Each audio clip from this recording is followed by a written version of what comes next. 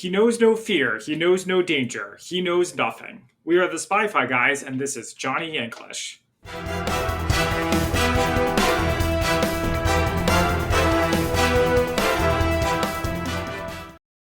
Hello and welcome back to the Spy-Fi guys, where we cover spy fact, spy fiction, and everything in between. I'm Zach.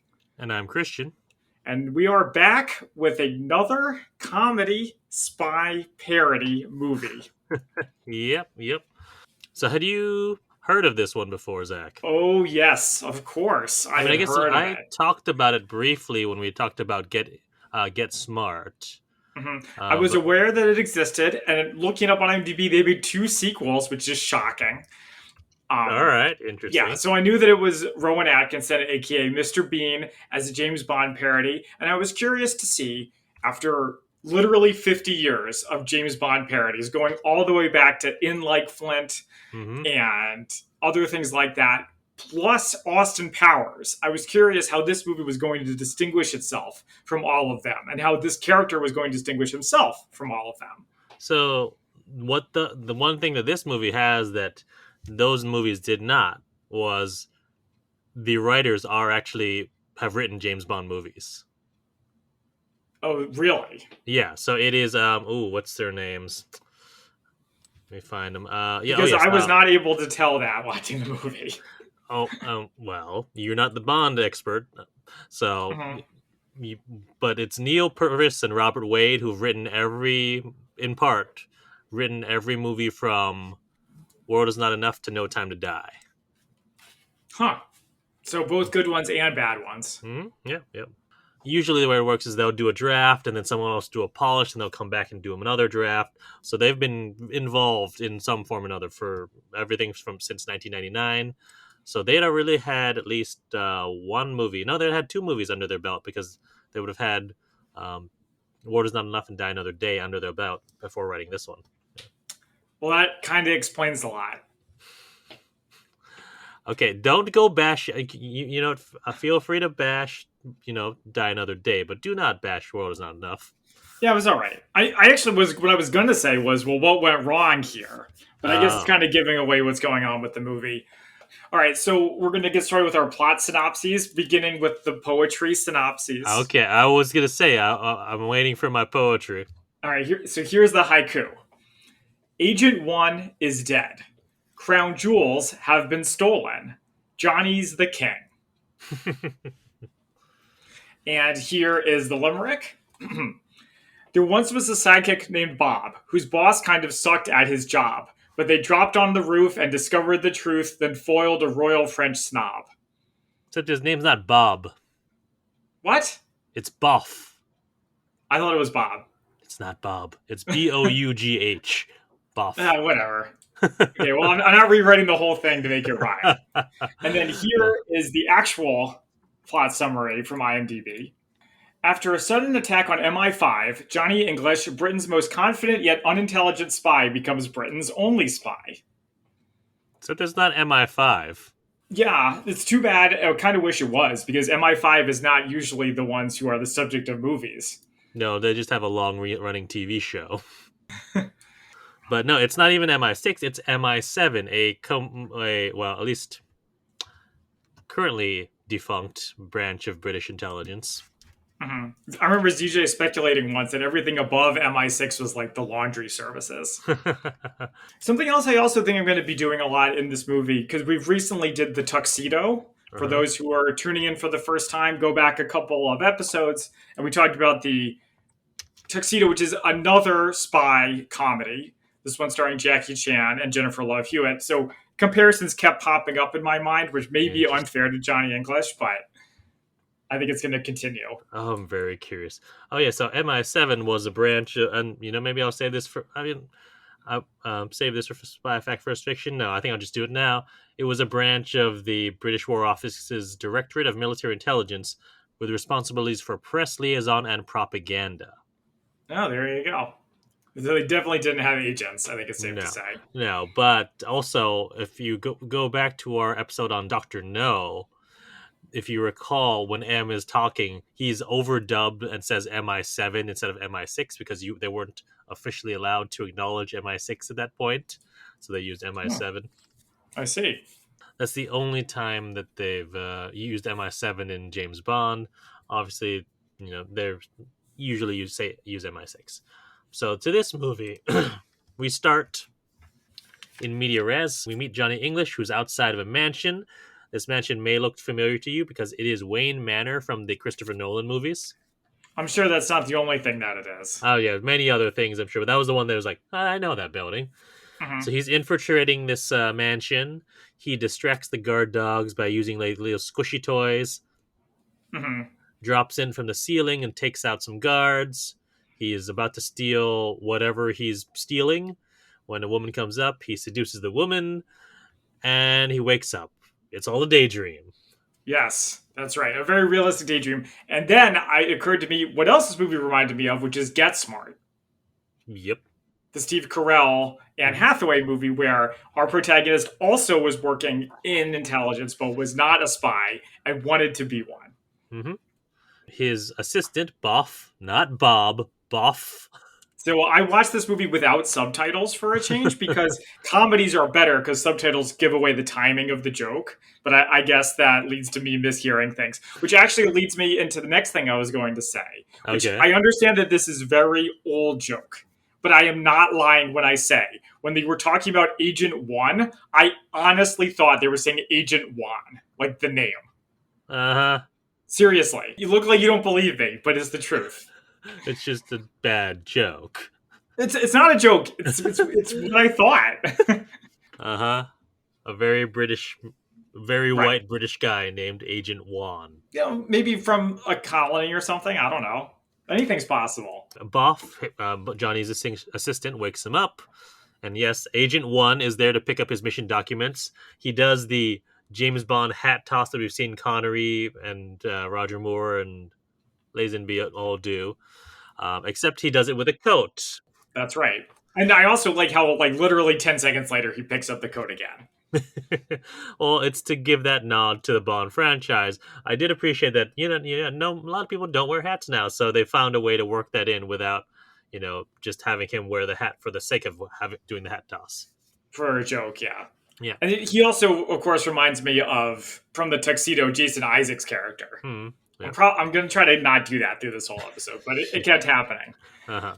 Johnny gives him the mission document, says he checked the submarine codes himself, and smash cut to a text on screen that says Agent 1 was killed in action, the submarine hatch failed to open, and we have a funeral for Agent 1, and all of the agents are around the coffin, and Johnny and Boff are in charge of security for this whole thing.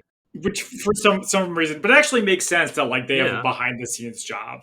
Mm-hmm. So I was okay with that. Wait, what? Why were you initially not okay with it?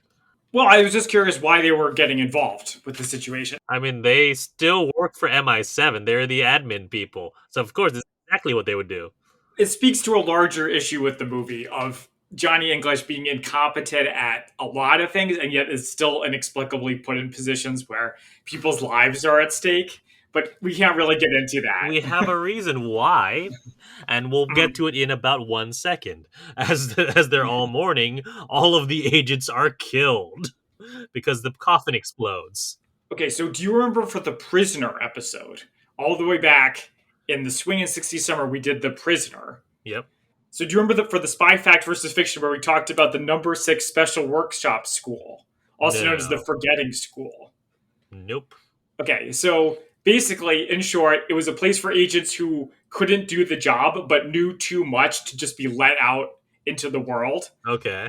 Okay, and I said at the time, you can go back and listen, why isn't this the subject of a movie?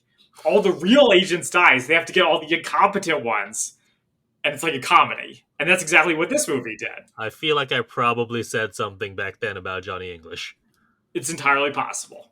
PM says that he wants something or someone on whatever Agent 1 was after, and Pegasus, who's the MI7 boss, says there's no one left. They all died in the explosion. PM's like, really? Yeah. No one's like, well, there is one.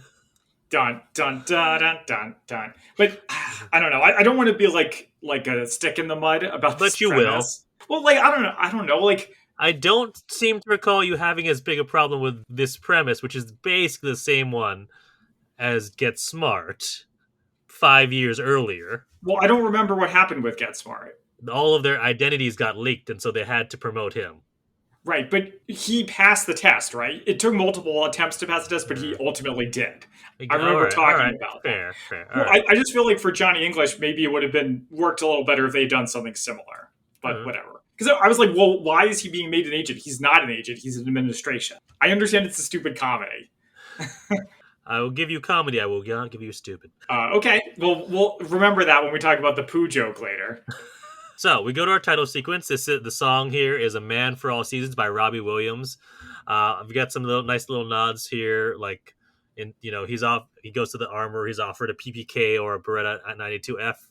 Obviously, PPK is what James Bond uses. He refuses it. Gets a Beretta. He has the Mhm. Aston Martin. And then my favorite bit in this is that he's walking through the MI7 offices, very confident, and then you quickly realize that he's lost because he goes through multiple corridors back and forth at the same time, like over and over again. Like, wait, where am I going? Yeah, it's an old joke, but it checks out. I also really liked the theme song. Oh, I love this song. It's so good. Yeah. So Robbie It, Williams, as a UK artist, he also did a song called Millennium back around in the late '90s, early 2000s, which borrows or blatantly steals the riff from "You Only Live Twice." mhm. And he's a Bond fan because his music video for that was all using all the Bond tropes, including the DB5 and everything and stuff like that. So yeah, he's a Bond fan, so it might make sense that he did the theme here. Mhm. But he finally finds the office. He's meeting with Pegasus. He tries the coat toss that Agent One did, throws his coat out the window. That reminded me of like the Naked Gun or like Airplane. I expected Mhm. there to be like a vase crash sound effect, and people going There ah. was what there was a car screeching sound effect. Oh yeah, there you go. He tries to flirt with Pegasus's secretary, accidentally doses her with a pen tranquilizer. Why would they have a pen tranquilizer on a desk? Makes no sense to me, but okay. This also was very Naked Gun, I should Yeah. say too. It's totally something Frank Drebin would do. So he meets with Pegasus. Apparently, there's a plot to steal the crown jewels, and the restoration of the jewels is sponsored by Pascal Sauvage, who's a French guy related to the royal family. And they are unveiling the crown jewels after the restoration tonight. And Pegasus wants Johnny at the Tower of London for security. I feel like for any other movie, the theft of the crown jewels themselves would be the major conflict, Hmm. but Yeah. not this one. No, no. I mean, we'll see where it goes. So we go to the Tower of London. Johnny's in black tie. He meets the head of security. Snipers on the rooftops. Bulletproof windows. He goes and mingles with the guests and sees an attractive woman, Lorna Campbell, who worked on the restoration. He asks a waiter who's in a white tuxedo jacket for a drink, and as they're talking, Pascal Sauvage, played by John Malkovich, arrives also wearing a white tuxedo jacket, and Johnny mistakes him for a waiter, inadvertently insults him. Yeah, my note is he makes an ass of himself, which he will continue to do throughout the movie. So John Malkovich is great. His French accent is like absurd. I love It's it. It's good. hilarious. I really quite enjoyed Johnny making fun of the French, even though I'm not the biggest fan of the cringe humor, which this movie is a lot of that. Hmm. But what do you think? How do you feel I about mean, cringe humor? Do you like The Office? so here's the thing, though. I feel like British cringe humor is different than American cringe humor. Hmm. I mean, and you had more of that. I'm trying to remember. Did you have more of that cringe humor in Get Smart with the There Steve was a Carell bit, character? yes. Yeah. Well, and I'm not talking cringe of like someone getting hurt. I mean like Yeah, no, I somebody know. embarrassing themselves, right? This was less of that. I mean, even the British Office has it's more cringy than this. Like this is just this is a classic. I'm talking about this person. They're right behind me. Yeah, totally. Yeah, but I enjoyed the mistaking him for a waiter bit, and Hmm. how afterwards he's like. No, he insists that no, yeah, obviously, let me get you your cheesy niblets. The French are obviously fantastic waiters. Well, yeah, it's interesting also because Malkovich or Savage, I should say, Yeah. is more like mature and like composed than Uh our huh. hero, who we're supposed to sympathize with. So that's Hmm. interesting. Yeah, obviously he doesn't stay that way. No, so we have a Sauvage making a big speech about the crown jewels, and someone cuts the power as this is happening. The jewels get secured in the tube, Hmm.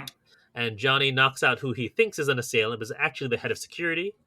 As this is going on, Lorna runs off, and Johnny, once he realizes he knocked out the head of security, fakes a fight. Yes, and I don't know how I feel about this. It is kind of funny. It goes on too long, which I remember is a criticism I've made of other comedies. Have you Uh-huh. watched much Mr. Bean? Not a few, not a lot though. Yeah, so this is the thing in Mr. Bean where he gradually gets deeper and deeper over his head and cannot extract himself. Yeah, actually, that checks out with the bits, the like few of the skits that I have seen. Yeah, Yeah, except Mr. Bean doesn't talk, which makes it right, a lot right, funnier. And that's why he's so popular internationally, because you can because send him it's to any country. universal. Yep. Right. Uh-huh. Same with the Three Stooges. I enjoyed the bit where he like gets the bit of ketchup and like puts it on his lip Right. as if it's blood. It just keeps doubling down over Yeah. and over. So after he fakes the fight and pretends that he won and then closes the door, he opens up the tube where the crown jewels are secured just as the queen arrives and the jewels are gone. Yep. So Johnny gets a dressing down from Pegasus. The assailant that Johnny had faked fighting was of course nowhere to be found. So Hmm. they bring in a guy to work up a drawing or a photo of the assailant based on Johnny's description, which is of course horrifying looking. It red hair, an Yeah, eye patch, completely implausible, but I two did think it was scars funny. in the Like, I did shape of a laugh at it. banana on Right. both cheeks. Hmm.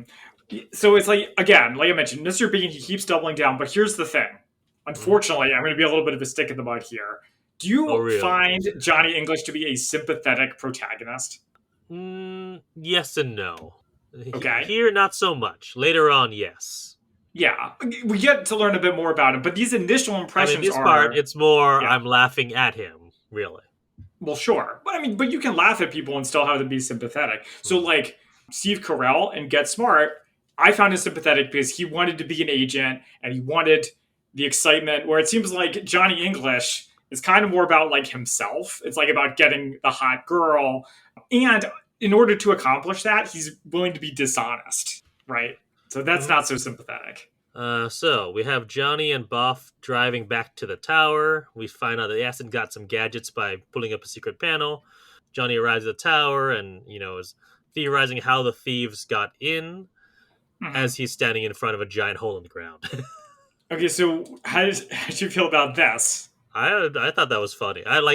That's his shtick is like he's gonna go on is that it was obviously it wasn't this and he's completely Hmm. oblivious to the thing that's in the room. Right. So he sends Boff in to investigate the hole, who gets stuck. I do find it funny that he's the big action hero and he makes his underling do the dangerous stuff. Yeah, yeah. That was funny. So Boff gets stuck, and then Johnny goes in. They both fall down the hole. It's pitch black.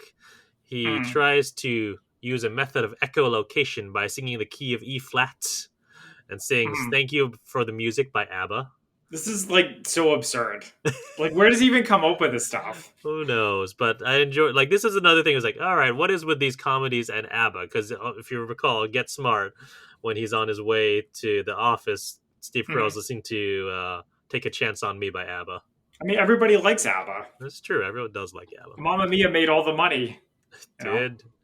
All right, so they find an exit through a sewer gate. They see the goons loading the jewels into the hearse, Wow, that's great. It's been like 18 hours since and the they're heist, and still they've barely there, gone right? anywhere. They take them by surprise. I definitely talked about this in the Get Smart episode about how it Hmm. was interesting to see Johnny or Steve Carell's character Maxwell Smart actually shooting and killing people, whereas this Hmm. movie Johnny never kills a single person, never gets his gun to work properly ever. That does help make him sympathetic. Yeah. That's right.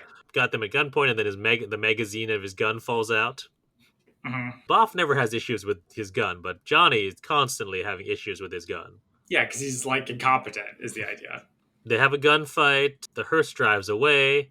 Also, a woman on a pink motorcycle arrives.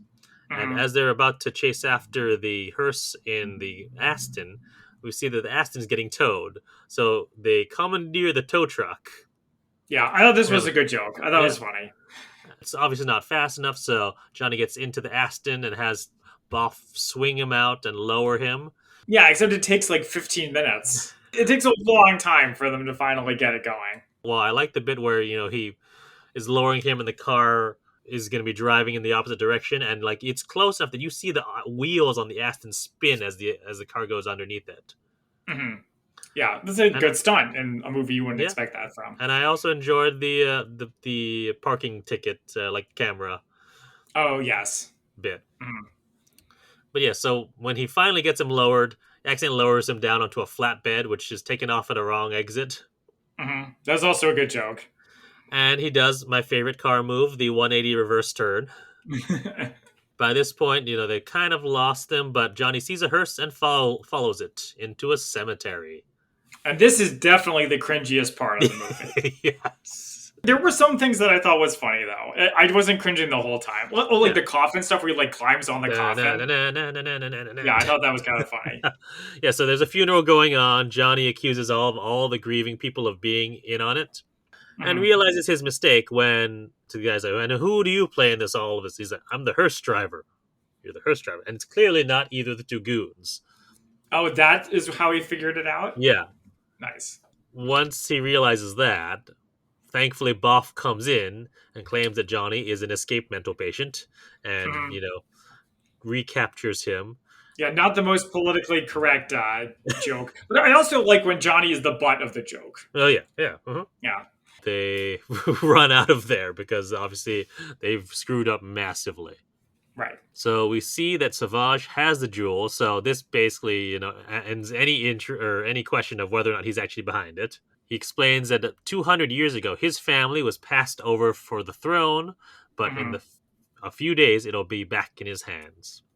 So you requested that we did this movie because there's about to be a coronation in real life. Mm-hmm. Now, depending on exactly when this episode drops, I guess. Well, at time of recording, it has not happened yet. I think it'll drop after the actual coronation happens. All right. So the goons point out that they need the Archbishop of Canterbury to make him king, but they have someone who will double the Archbishop. With the use of a mask, and now I suddenly see why Christian likes this movie. The goons point out, okay, what about English? He keeps popping up, and Sauvage apparently had English's flat bugged, and we get some embarrassing footage of him. Hmm. Shows them that he's no actual threat. It's certainly someone pretending to be an agent, Yeah. not an actual agent. So Boff has identified the two goons. They're both convicted felons who now work for Sauvage. Pegasus dismisses his theory and wants Johnny and Boff nowhere near him, and tells them that Pegasus will be going to a reception hosted by Sauvage that night. Hmm. Now, of course, Johnny ignores this order and Right. requisitions a military plane, parachutes, bodysuits, and MI7 signet rings. This is exactly what we would expect from him, and I like that there's all these gadgets. That Mhm. is nice. They actually do stuff. Yeah. So they pass by the MI7 mechanic under a car in the garage, quickly realize it's not the mechanic. They have a gunfight. This time, the slide of Johnny's gun falls off when he pulls the trigger. Hmm. Something always does. Yeah. They try to sneak up on the goon. Boff almost gets them, but Johnny takes off Boff by mistake in the parking Yeah. lot. There's also a long joke about hand signals, which is so old. And it goes on too long, but yeah. Well, remember, this movie's like 20 years old. Right. So as they drive away, Johnny sees the pink motorcycle and follows it. Sees it parked outside of a sushi restaurant where Lorna is inside. Johnny Yes. joins her. He mispronounces sushi. He pronounces it sushi. Uh-huh. That's Trying to supposed be sophisticated, Yeah. just like we would expect. Johnny says that there's no record of Lorna on any government computers. She quickly distracts him by trying to get him to eat sea urchin, which Mhm. he is disgusted by, and then she leaves. This was a classic, like, Mr. Bean thing. Like, the Uh-huh. big reaction to the food and then his tie getting stuck in the conveyor belt. Mhm. It was a good joke. I am reminded of when the movie Dumb and Dumberer came out. I never saw it. So someone had an observation that when a character is young and dumb, it's funny, but when they're old and dumb, it's like pathetic. Hmm. So Rowan Atkinson looks pretty old in this movie, unfortunately. So I don't know if the Mr. Bean shtick works quite as well as maybe it Hmm. did before. So we cut to them on the military plane. Johnny and Boff are running through their plan. Their target is Savage's building next to the city hospital. You can see where this is going. As soon as they said that, you knew what was going to happen. There's going to land on opposite sides of the building. Boff will disable the alarm while Johnny breaks into Savage's office. And Johnny refuses the laser beacon, which would guide him to the building, and instead relies on a map he has. Yeah, because he's proud. This is also a part where a Sony Vaio makes a product placement appearance. Yep.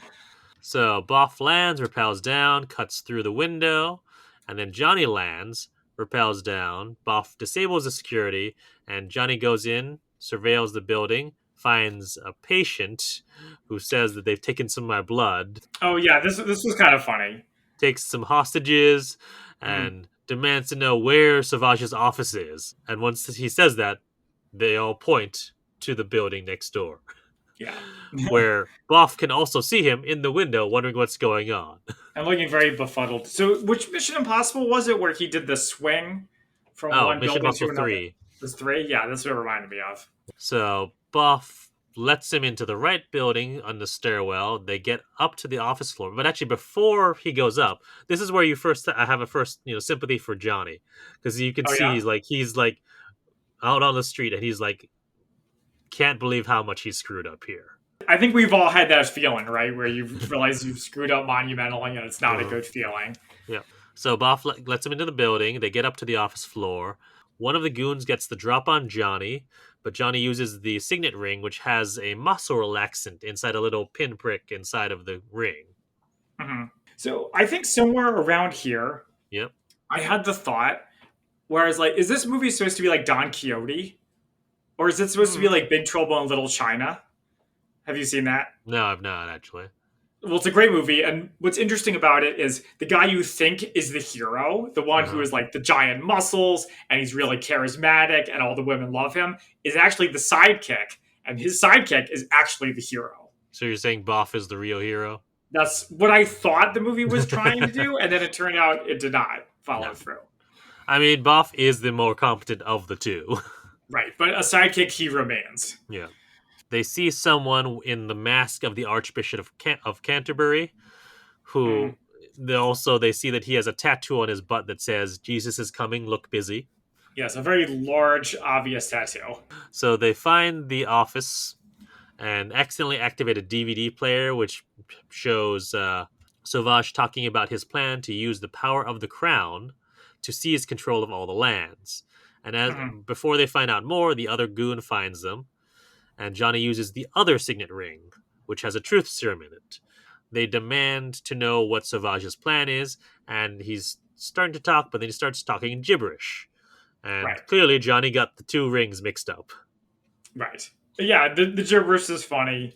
Hmm. Oh, classic Johnny English. Johnny also gets nicked by the muscle relaxant, so he's talking gibberish as well. Mhm. And a couple more goons get the drop on them, but they are rescued by Lorna, who reveals that she's Interpol. And apparently, every major convict released from a Sauvage prison, which I guess we never talked about how that's where Sauvage makes his money, is he owns a bunch of prisons. Wow, the prison industrial complex, so relevant. But yeah, every major convict who has been released from one of Sauvage's prisons has in turn been hired by him. So there could be some major criminal conspiracy. Yeah. They go to the first guard, who they had thought they'd given the muscle relaxant, but actually gave the truth serum to, ask him how to get out of the building without being seen, and he answers and is like, "Wait, why did I just tell you that?" Eh.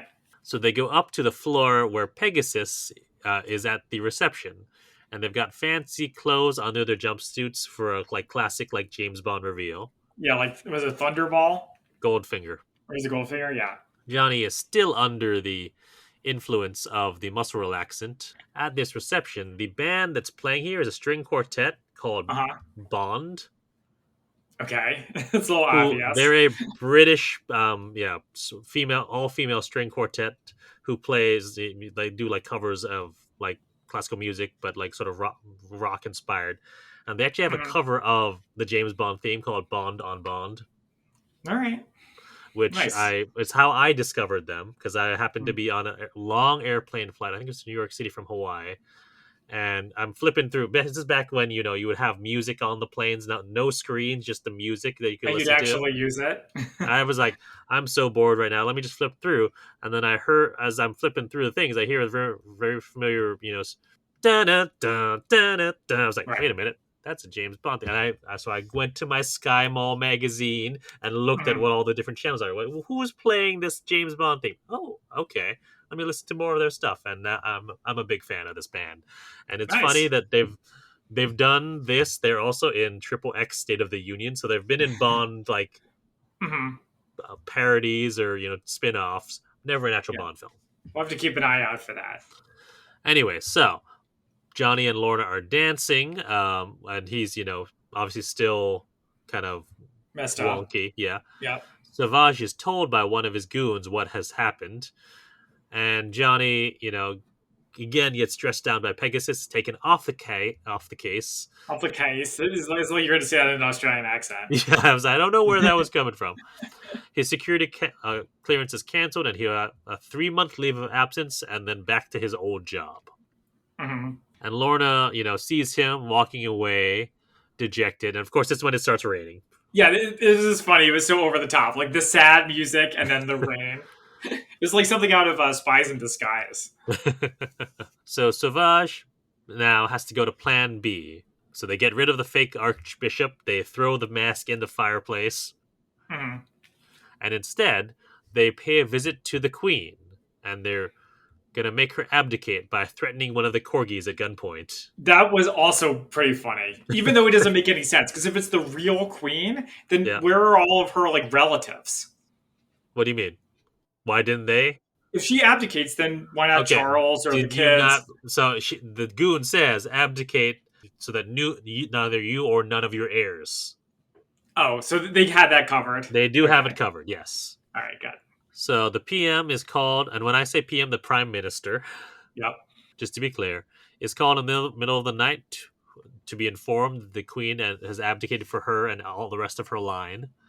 And the PM visits Sauvage, who tells him that he's actually the closest living relative, because we said his family was passed over 200 years ago. Also, very conveniently, the crown jewels have just been returned to a police station.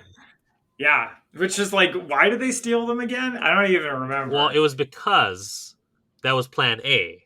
They'll have Uh-huh. someone faking being the Archbishop of Canterbury Oh, yeah.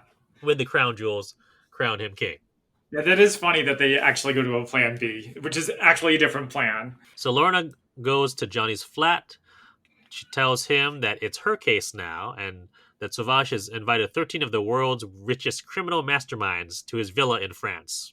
And he's obviously up to something. Hmm. He's still dejected, just wants to stay in his flat and do nothing. Yeah, he refuses the call. Yep. She throws a couple of strikes at him to show that he's not a complete idiot. He can actually defend himself, Hmm. and actually gets him to go. So they drive to France in the Aston, and we see that the UK is making preparations for the coronation. New money, new stamps. I thought the money was funny. I thought that was a good joke that they're like already printing money with his face on it. So Lorna and Johnny stop for dinner at a small restaurant in France. They have a personal talk. We find out that Lorna's fiance left her 3 years ago, and Oh that she god, sees past the idiot that everyone else sees in Johnny, and then Johnny inadvertently screws up his chance with her. this is so awkward. There's a lot of cringy stuff in this movie. This was This peak was, yeah, all cringe, right, I'll give you this one. Yeah. like as the kids say. It was really bad, especially because like at least with Austin Powers doesn't understand social cues because he's from the past. I really don't see what's appealing about Johnny English. They arrive at Sauvage's villa. Johnny Mm, finds a pipe to go up, and it's a sewage pipe. But Lorna finds a ladder conveniently just right around the corner, going up the bathroom, which is a mm. communal all at once bathroom. Well, it's like a castle. Yeah, Big flush. Lorna finds him covered in poop, throws him in a right. shower. Yeah, and you still think the movie's not dumb, Christian? I mean, okay, it's a comedy, Yes. and they don't linger on the point. Like there are other comedies which are just would linger on that a lot longer. Yeah, I actually kind of appreciate that Lorna reacts to how badly he smells, and then they Uh-huh. clean him off. Like Yeah, it isn't just he's running around covered in yeah, poo for the rest of the movie or something like that. no. Yeah. So Savage is in his villa making his big villain speech. He's going Mhm. to turn all of England into a prison, and he's going to seize all of the lands with the power of the crown. And Johnny and Lorna overhear this plan. Savage is offering one of the criminals 49% of the enterprise. Yeah. And Johnny and Lorna are planning how they're going to overtake Savage and his men, accidentally activate an intercom. So Savage hears the entire plan. This was also from The Naked Gun. They did this. Uh, uh, Yeah, where okay. Frank Drebin had his microphone on accidentally, and it was very embarrassing.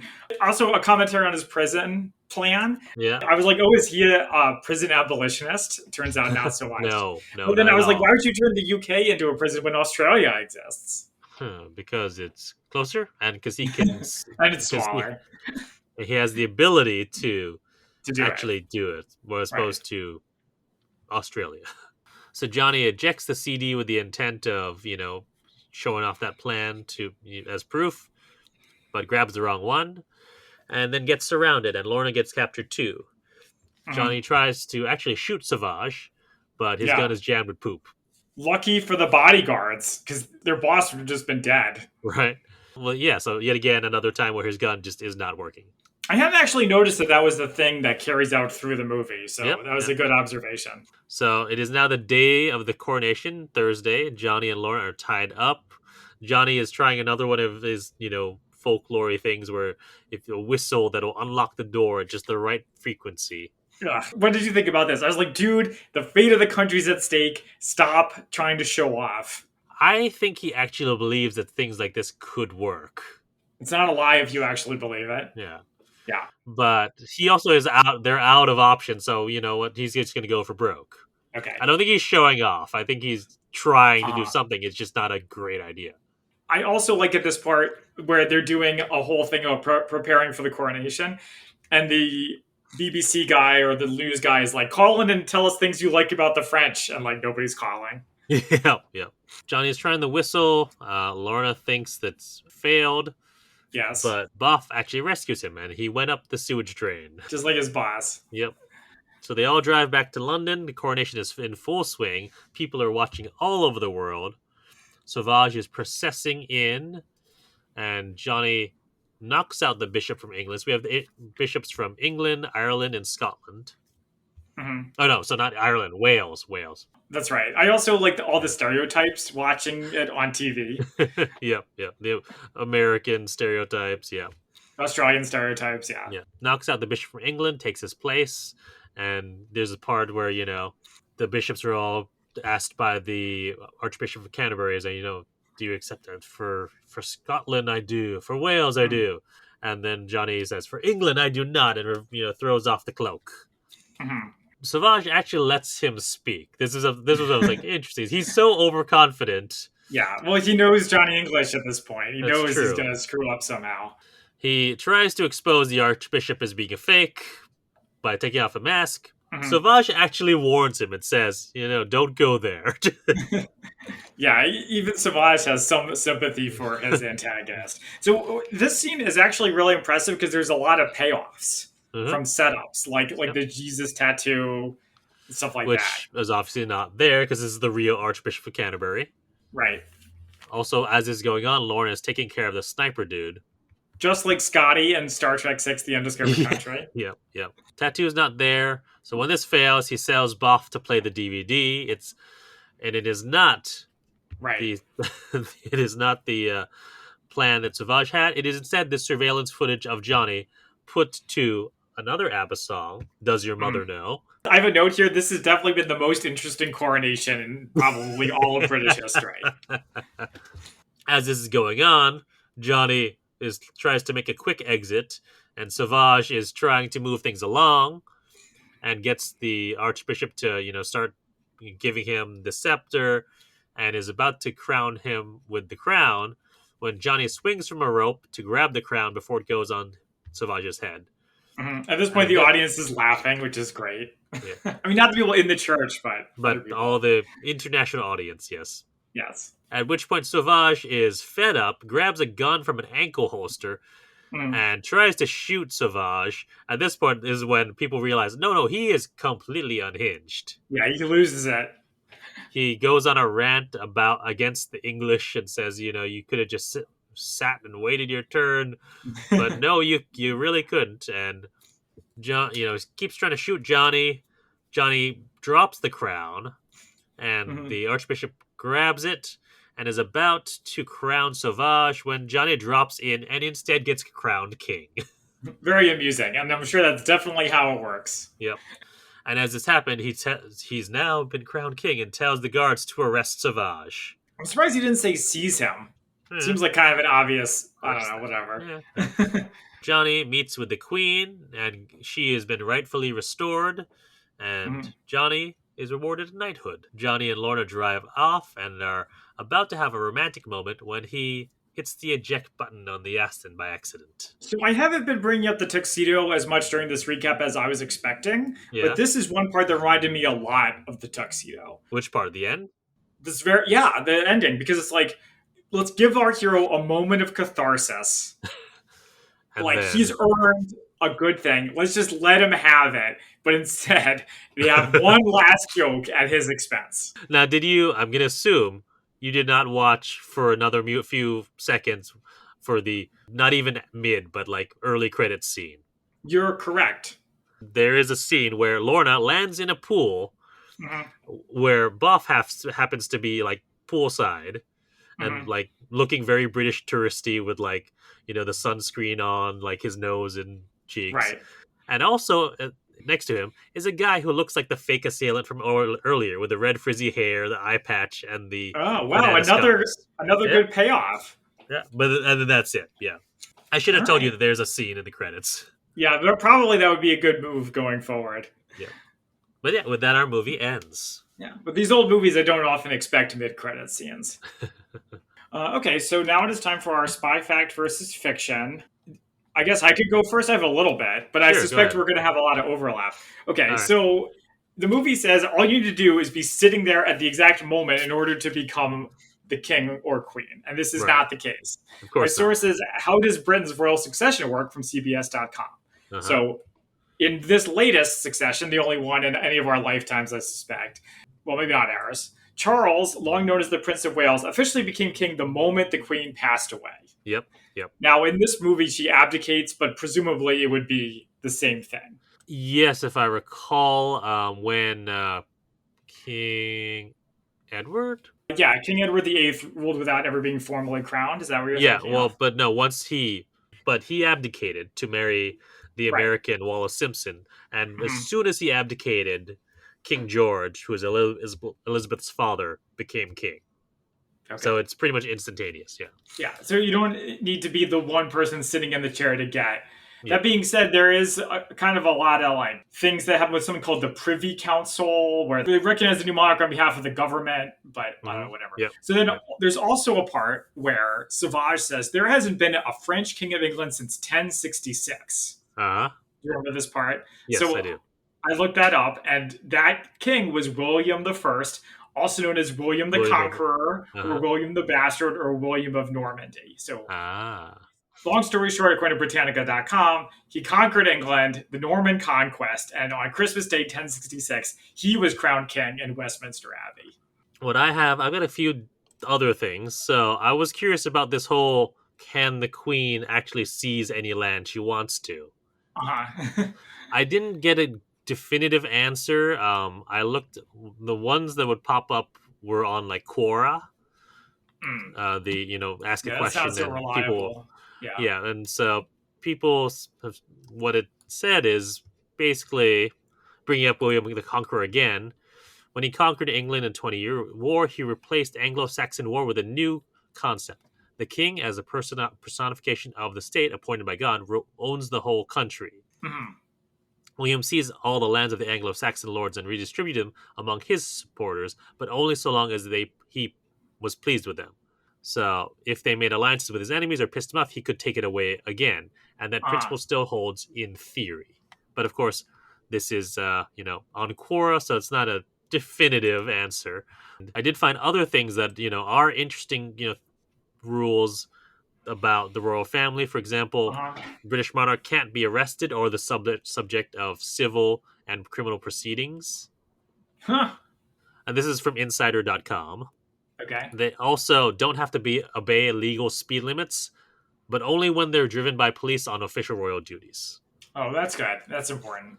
They also don't have to use a passport to travel, Oh. nor are they required to have a driver's license. I guess royalty has its privileges. Yeah. And here's an interesting one. While regular grandparents have to go through the courts if they want custody of their grandchildren, the monarch has automatic legal custody of all of their descendants and minor grandchildren. It almost might be easier to say the monarch can do like basically whatever they want, except for a Yeah. few All right. things. Lastly, two more things. They're exempt from paying taxes in certain instances, Mhm. although Queen Elizabeth did still make voluntary payments. And they are also able to skip out on jury duty. Man, that would be a trip if they had to Yeah. do that. All right. So that's what I have regarding weird royalty rules. So another thing I had was about echolocation for humans. All Now he right. tried, the whole thing about singing in E flat, not quite accurate. However, according to Wikipedia, there is, other ways that they can actually do it by sensing Mhm. echoes from those objects. One of the more obvious ones is tapping a cane or stomping your foot.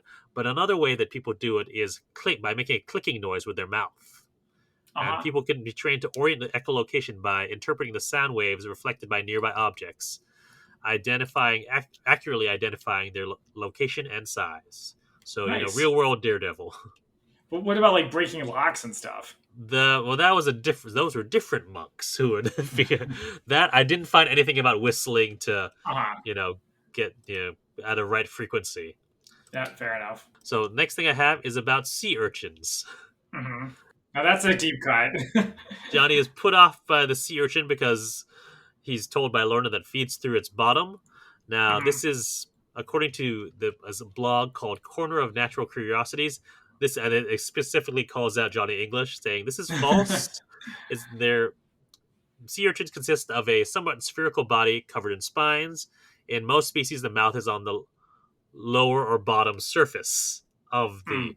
So it's whereas its anus is actually on the top of the organism. So it's just upside down. So it doesn't actually feed through its butt, like, Yeah. Lorna says.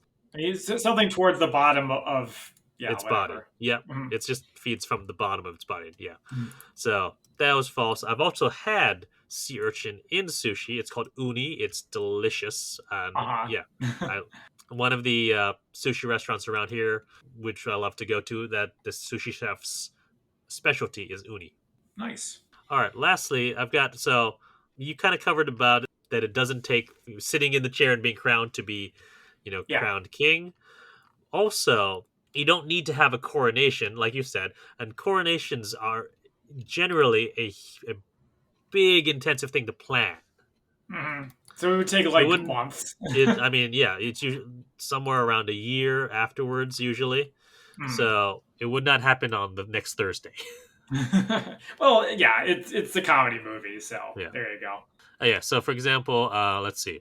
This is from Wikipedia. The time of coronation has varied throughout British history. King Edgar's coronation was some 15 years after his ascension. Harold II was crowned on the day after the death of his predecessor, so actually it could happen that fast. Hmm. William I was crowned the day he became king. Elizabeth I, who we talked about previously, consulted her astrologer John Dee before deciding on an auspicious date. Hmm. Yeah, John D. He's like the magic guy, right? Yep. He's like Oh the yeah. Oh yeah. yeah. George VI was crowned 5 months after his ascension. Oh, that's interesting. So there was actually basically it would have been when Edward VIII was coronated. So they just kept the same date. Okay, Yeah. that makes sense. Yeah. All right. And that's what I got for spy fact versus spy fiction. Okay, so next we have our favorite quotes. A very quippy movie. So why don't you go first? Because I have a All right. lot. I've got two. As far as I'm concerned, the only thing the French should be allowed to host is an invasion. Ew, got them. They're never gonna live that down, are they?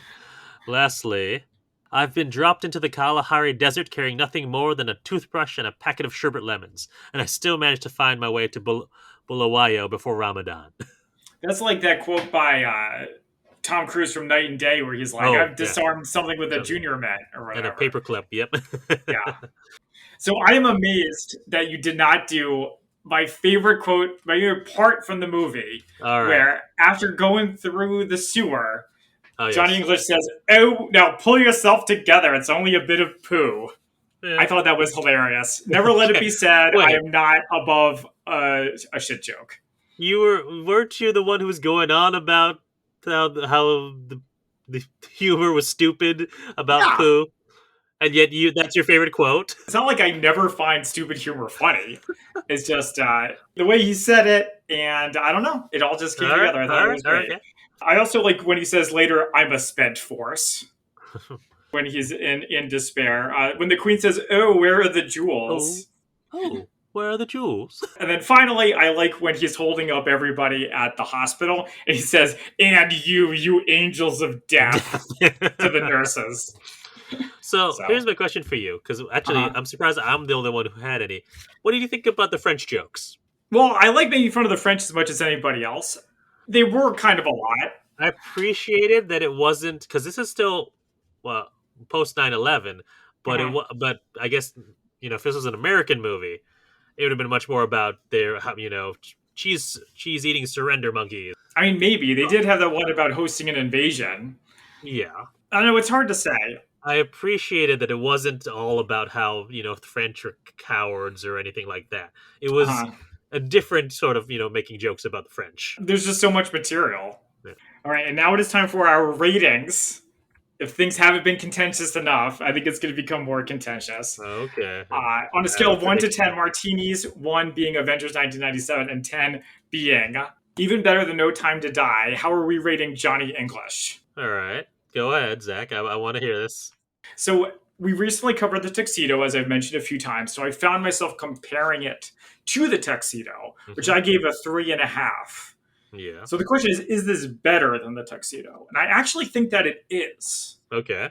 Well, I like the characters in the Tuxedo way, way more. I would come back to watch a Tuxedo too. I would be less willing to come back and see a Johnny English too. But that being said, the story kept things moving. The villain was way better, and it was made me laugh a lot more. That Okay. being said, it's still not a great movie. I will give it 4 out of 10 martinis. All right. Just to correct you, you gave the Tuxedo 3, not 3.5. Okay, well in that case, I'm happy with my rating even more so. Yeah. Yeah. And I think I also gave the Tuxedo a 3. Mhm. And I definitely enjoyed this much more than I enjoyed rewatching this Mhm. than rewatching the Tuxedo. I'm also looking at what I rated like other parodies. For like I think I gave Austin Powers a 6. I gave OSS a 5.5, Mhm. and Get Smart I gave a 7. Yeah. Well, Get Smart had a lot of good heart to it. Yeah, I'd say I'm gonna give this a 6.5. I don't like it. I mean, actually, I might like it more than I like Get Smart. At least on a rewatchability, I Mhm. think the jokes hit that. You know what? I'm changing it to a 7. Wow. Okay, you really liked it. I do. I've enjoyed this movie. Like I saw it in theaters. And um I remember I like this movie. I don't remember liking the second one, but the third one I enjoy a lot. All right. But I think in terms of it makes me laugh. I can have it. I've had this on in the background as I'm doing something else. Mhm. Just something that's I think is funny. I liked this is I'm not sure. We'll see how other people react to this. I think that the writers of Purvis and Wade made a better Bond movie in this than they did in Die Another Day. Okay, so you can dunk on Die Another Day. We don't like it when I do. No, Okay. I said no. You can. I said you can dunk on Die Another Day as much as you want. Just don't insult Tomorrow Never World is Dies not enough. or Oh, World Is tomorrow Not not Enough. enough. Yeah. Well, Okay. definitely not Tomorrow Never Dies or World Is Not Enough for that matter. All right. But I mean, I enjoyed the character of Johnny as just a funny buffoon. Right. Yeah, All right. as a someone we could laugh at. But then he does still have a good heart inside of him. Yeah, it's talked about. We didn't really talk about it in the recap, but they're like he loves his country, It came a little late in the movie to have established that. I mean, his name is literally Johnny English. Yeah. So, yeah, if he didn't love his country, he maybe would have changed his name by this point. Yeah, maybe. I enjoy it, I think, more than I enjoy Get Smart, but I'm going to give it the same score. Well, you like it for different reasons. Yeah.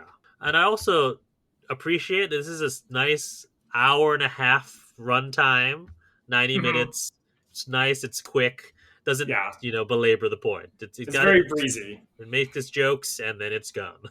Alrighty, well, thank you for joining us. You can find us on social media at the Spy-Fi Guys on Facebook, Twitter, and Instagram, as well as on our Redbubble store. Until next time, I'm Christian. And I'm Zach.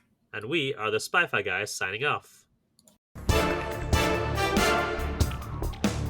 Thank you for listening to the Spy-Fi Guys. If you enjoyed our podcast, please be sure to give us a 5-star rating on iTunes. The theme song from this podcast is Mistake the Getaway by Kevin MacLeod from Incompetech.com. Licensed under Creative Commons by Attribution 3.0. Films, books, and television shows reviewed by our podcast are the intellectual property of their respective copyright holders, and no infringement is intended.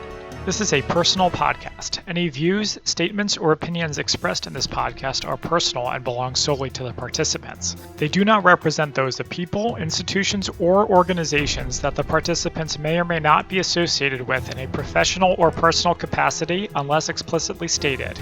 Any views or opinions are not intended to malign any religion, ethnic group, club, organization, company, or individual. You can find our podcast on social media at The Spy-Fi Guys on Facebook, Twitter, and Instagram.